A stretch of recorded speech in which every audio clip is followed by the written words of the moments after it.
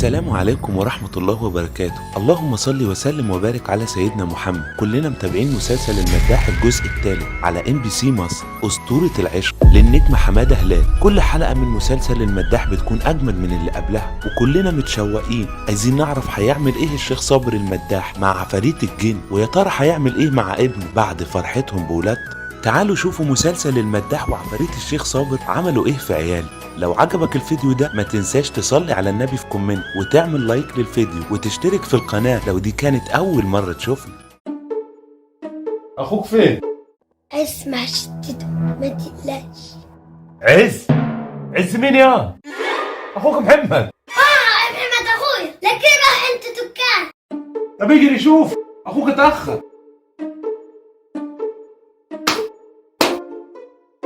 ابنك شيء ابنك شيء ابنك شيء ابنك شيء. ايوه ولا ايه ابوي عايز اشرب. طب ما تروح تشرب من الميه بره اهي. انا خايفة من عفريتة. عفريته؟